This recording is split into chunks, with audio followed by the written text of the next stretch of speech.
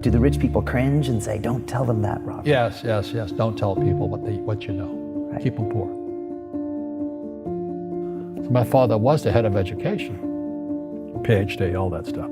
I go home and ask him, said, why don't we learn about money in school?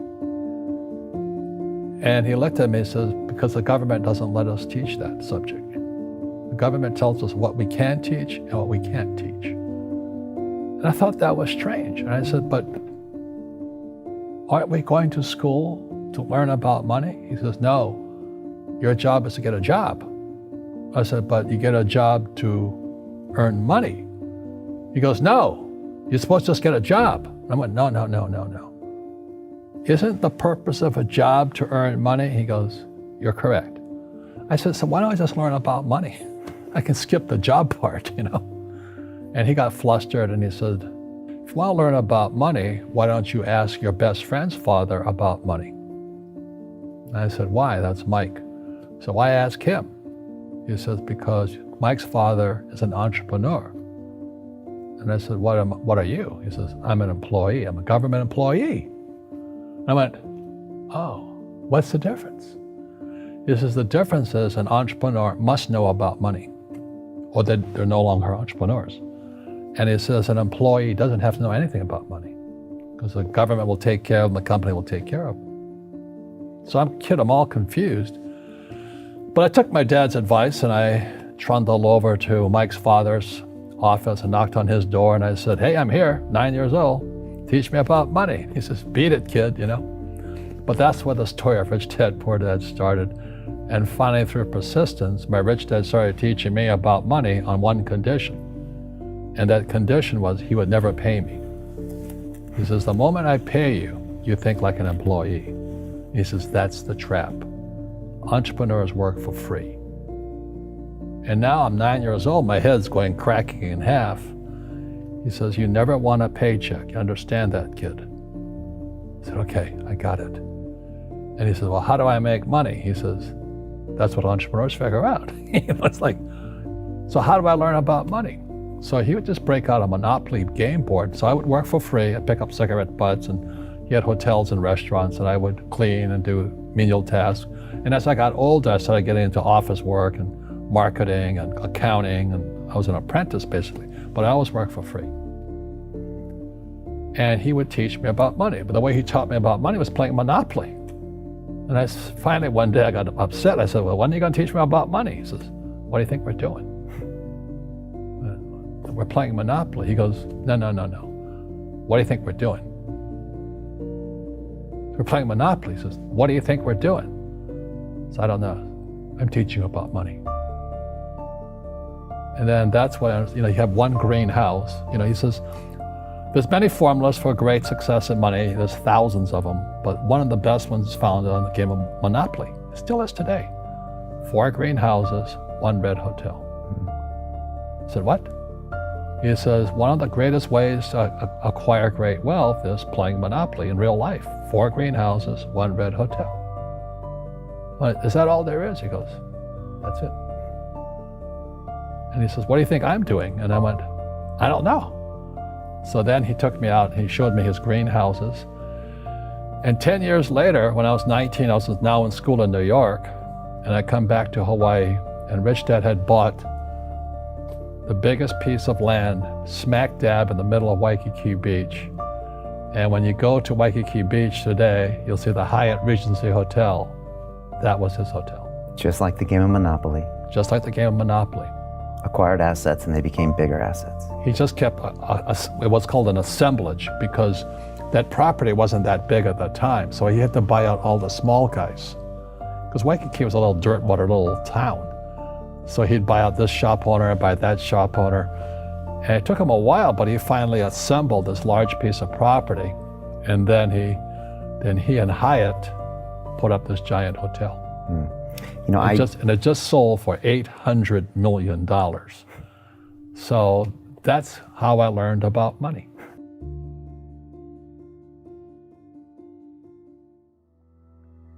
I've had financial crashes. I've had people stab me in the back, but they're all good because I grow from it. That's spirituality. Right. People who are afraid of making mistakes, like they teach in school, they don't ever grow. Because spirituality is there's good and there's bad, there's right and there's wrong, there's up and there's down. Most people only want to be right, they only want to be positive. Well, you can't have that. That's not reality. Well, I wasn't poor by most people's standards, but I came from a family with a poor attitude, if you know what I mean. Because rich, poor, middle class, poverty starts with a fundamental attitude. Poverty is passed on. It's taught in your families. And middle class is taught in families. And so the people right now who are sitting at home, who are struggling financially or worried about money or unhappy, they may be making a lot of money, but unhappy with what they're doing, it was probably taught to you. Your superego was taught, get a job, work hard, or you'll never be rich, or the rich are evil, or whatever. The school system will never teach you about money. The school system was designed to teach you to be an employee, which is important, or a doctor or a lawyer, a specialist, but never about money. And what most people lack is real business knowledge, like accounting, like debt, like taxes. You got to know that stuff, but they don't teach it in school to anybody.